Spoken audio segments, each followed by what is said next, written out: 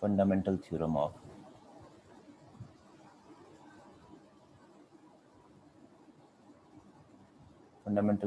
linear programming problem. What it says that if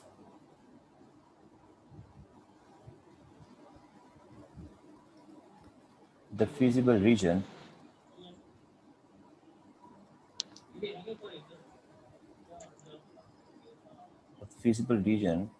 of an LPP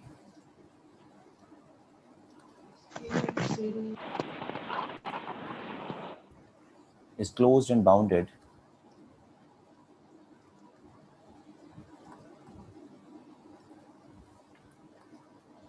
then it must have an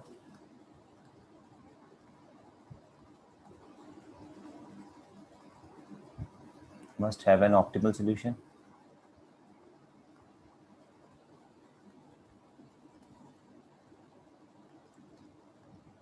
And one of the corner point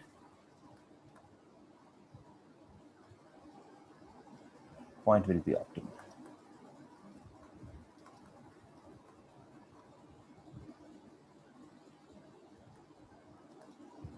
Okay, so we are going to prove this theorem.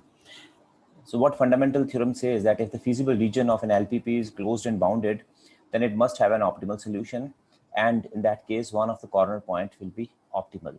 So you can see that I can give you one small example. Say I have a problem, say maximize X, okay, where X belongs to the open interval 0, 1, right? So if I need to find the optimal value of this problem, so you can see that this problem does not have an optimal solution because the maximum value should be 1, but 1 is not included. Then you have to search for the point which is smaller than 1, but then it is difficult to find what is the next point which is smaller than 1. So we do not have an exact optimal solution in this case. So what happens is that here in this case, we have a open feasible region, right? This is an open interval. Okay, so that's why we have the condition that the feasible region is closed. And then second condition is bounded. Now again, I say you want to maximize the function x, and suppose x belongs to the interval 0 to infinity, right? Say, okay, close from 0 side. So the maximum value is going to infinity. So again, in this case, this problem does not have an optimal solution. So to make sure that the problem has an optimal solution, we are incorporating both the things that your feasible region means from where you are taking your decision, you're choosing your decision variables, that feasible region should be closed and bounded. And you can see from these examples, if it is not closed, so we may not have an optimal solution, and if it is not bounded, again we do not have an optimal solution. Of course, if I am minimizing this problem, I can have an optimal solution. In that case, the optimal solution is 0, but if we are maximizing, there is no optimal solution. So there is no guarantee if the feasible region is not bounded, right?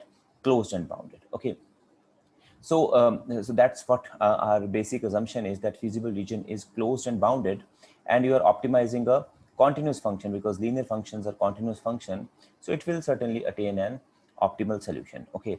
So next we want to show that one of the corner point will be optimal. Okay. So how we are going to prove that the corner point? So let say X star be an optimal solution of the LPP.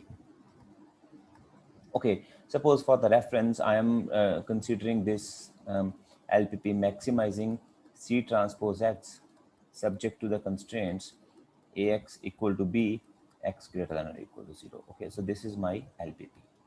And here I am assuming that this system of equations AX equal to B, X greater than or equal to 0. So this comprises of my feasible region, and it is closed and bounded. Okay, suppose X star is a point from this feasible region, and suppose X star is an optimal solution of the linear programming problem. Now if X star is a corner point, okay, So in that case, we have nothing to prove because I am taking one point x star from the feasible region, and that point can be anywhere. It can be from the interior or it can be from the corner, right? So if it is a corner and we are assuming that it is an optimal solution, तो फिर कुछ रहेगा नहीं prove करने के लिए. Okay. Now suppose that x star is not a corner point. Okay, then we have to show that the optimal solution or the optimal value is occurring at one of the corner point. Okay, so if it is a corner point, we have nothing to prove. So now suppose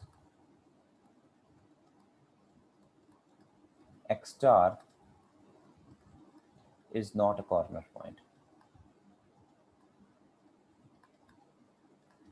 Okay, now you can see from this example that if I have a feasible region of an LPP, which you know has flat boundaries and has finite number of extreme points, okay, and we have discussed previously that if I am taking any point here from the interior, this point x can be expressed as a convex linear combination of the extreme points. Suppose these are my extreme points, say x1, x2, x3, x4, x5. Then this can be represented, say, as a convex linear combination of x3 and this point, and then this point y can be expressed as the convex linear combination of x1 and x5. So overall, this x can be expressed as a convex linear combination of the corner points. Okay, now since my x star is not a corner point, so that means x star belongs to is a sum point in the feasible region. Okay, so that means x star can be written as a convex linear combination of the corner points. Suppose this system, suppose we have our corner points, like suppose x1, x2 up to xn are the corner points,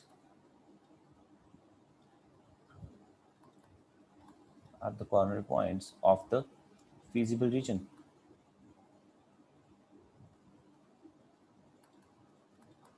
So that means this x star can be expressed as a convex linear combination of these corner points.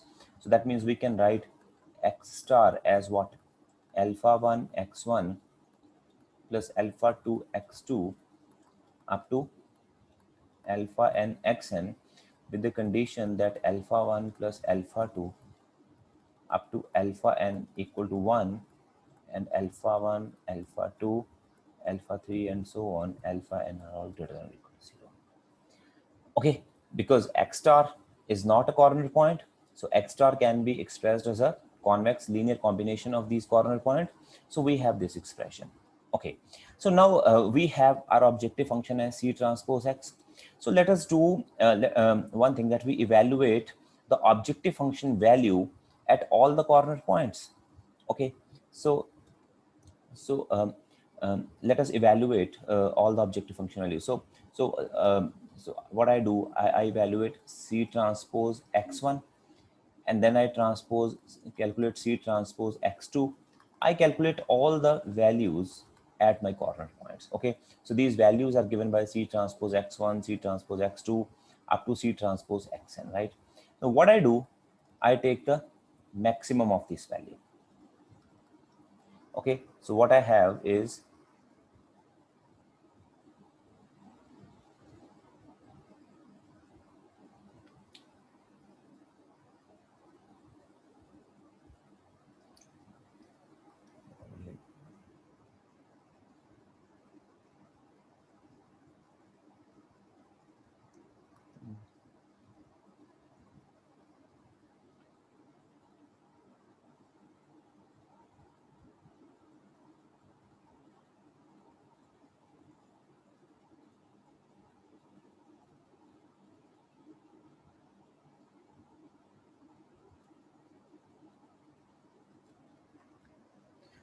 okay, so suppose I have, again, I'm calculating the value of my objective function at all the corner points.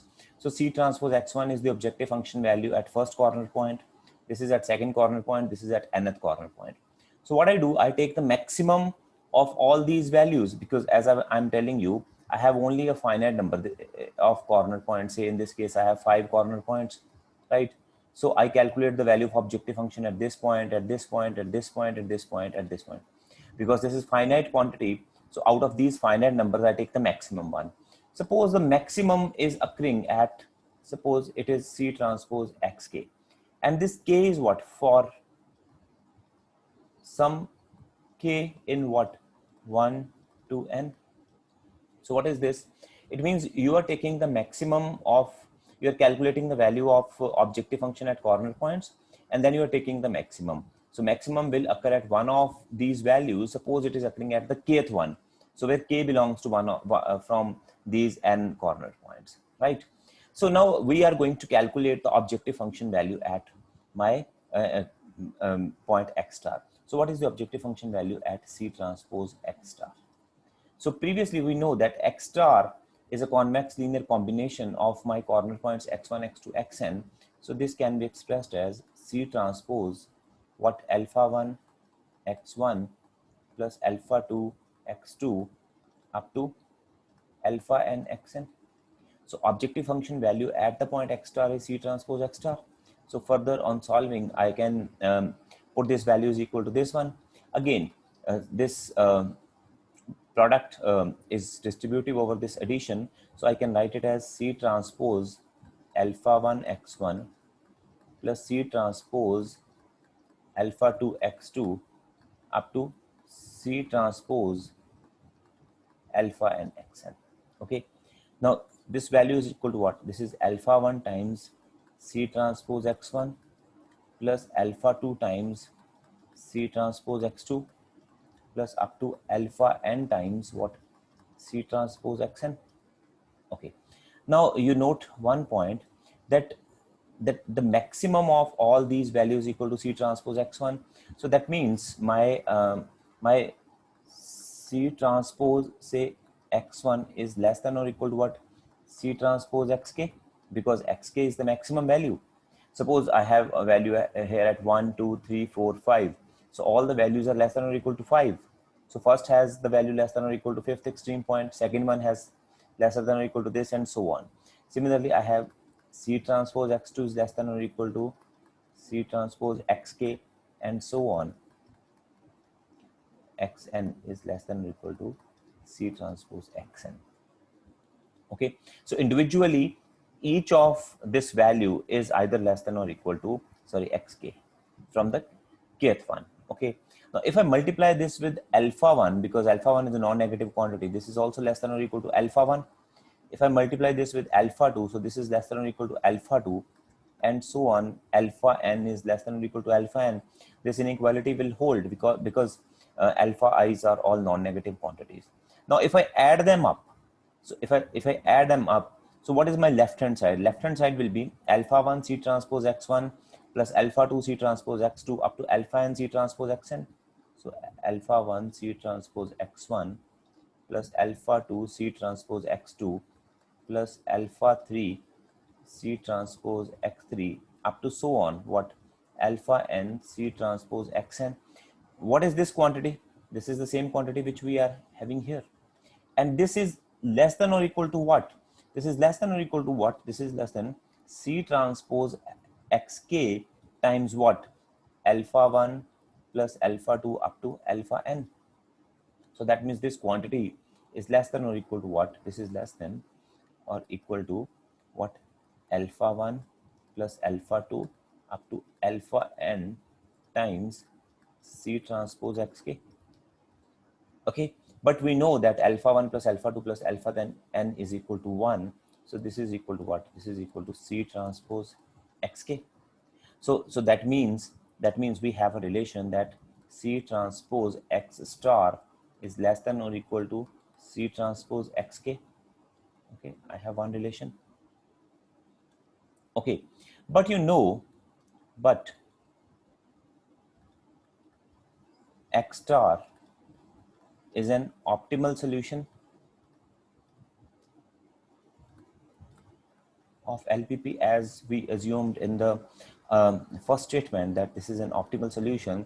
So that means the objective function value at x star should be greater than or equal to what? C transpose x for all x belongs to your feasible region,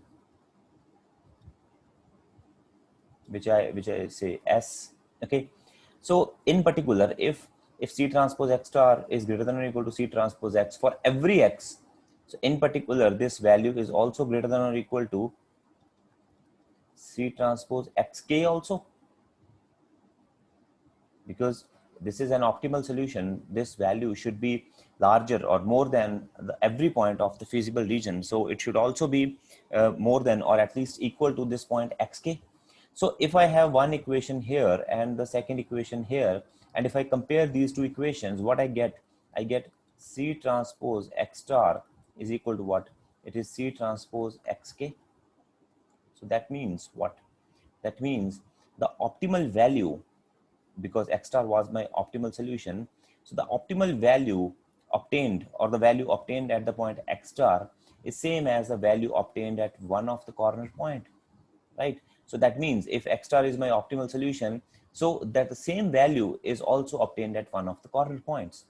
So if X star is a corner point, that's okay. If X star is not a corner point, the same optimal value can also be obtained at one of the corner points. That is the crux of this theorem, that now you have to search for only extreme points or the corner points. So the optimal value will always occur at one of the corner points. Okay, so this finishes your theorem, right? So next we have one more implication of this. Like we have observed previously that in case of even degeneracy and non-degeneracy, corner points corresponds to basic feasible solutions. Okay, so the corner points are nothing but the basic feasible solutions. So in the light of previous theorem, so we can always say, so in the light of previous or the fundamental theorem, we can say that if an LPP has an optimal solution,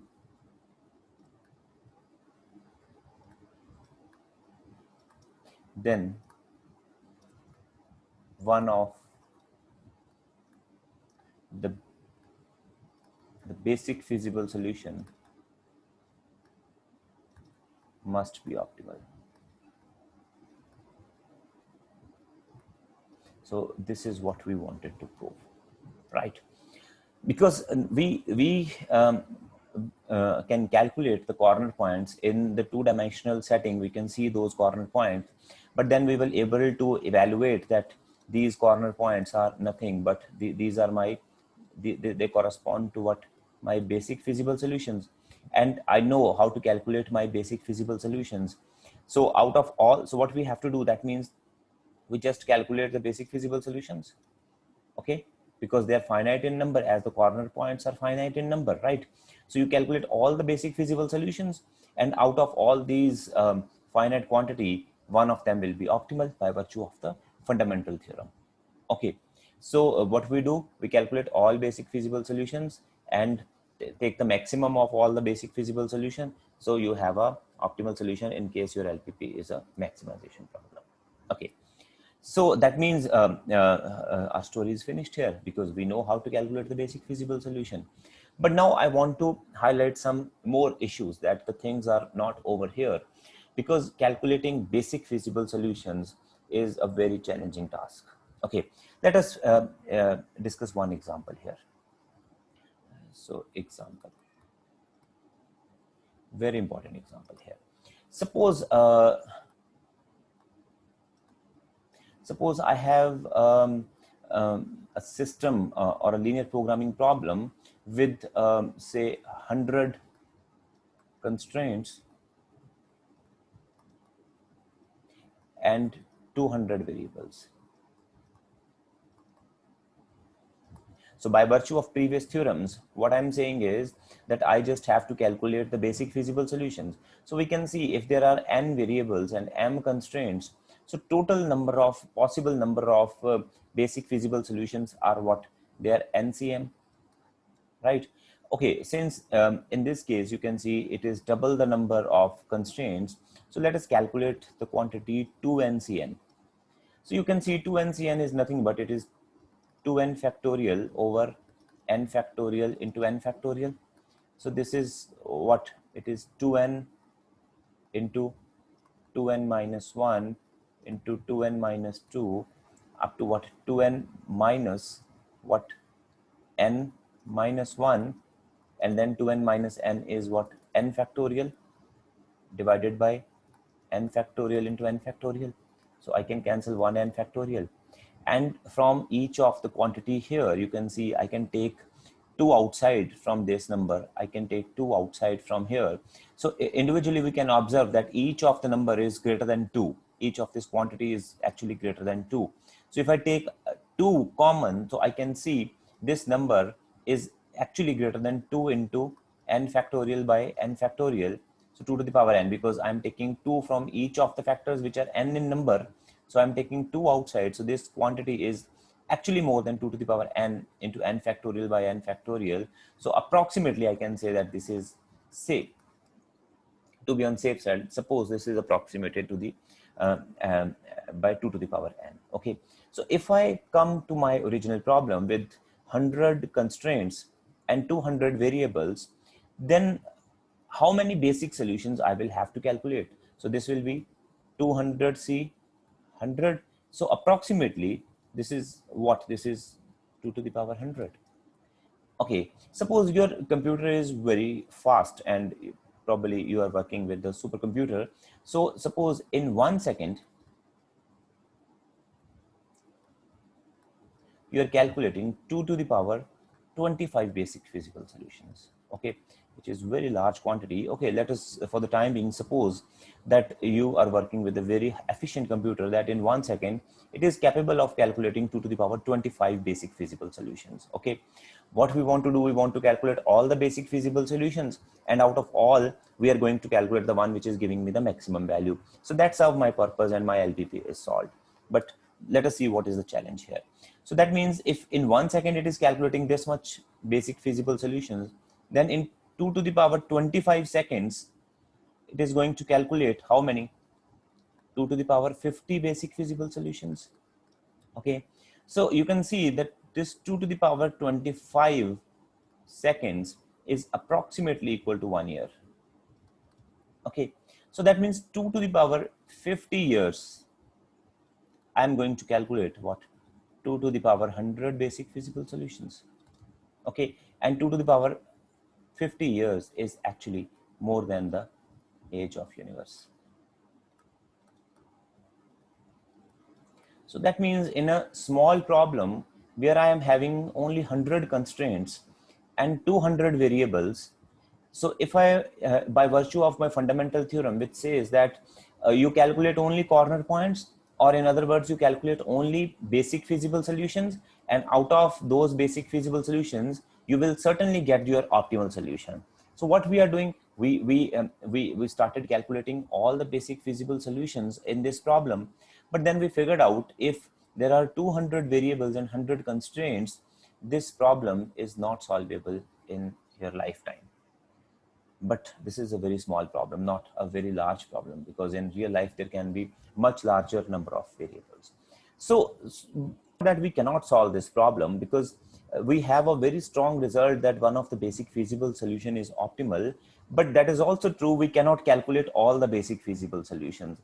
So that means now we need to have a systematic approach or a strong algorithm that will not calculate my all the basic feasible solutions, but only a selective choice of basic feasible solution. Okay, so that algorithm is what we call my simplex method. Okay, that I will be discussing after this.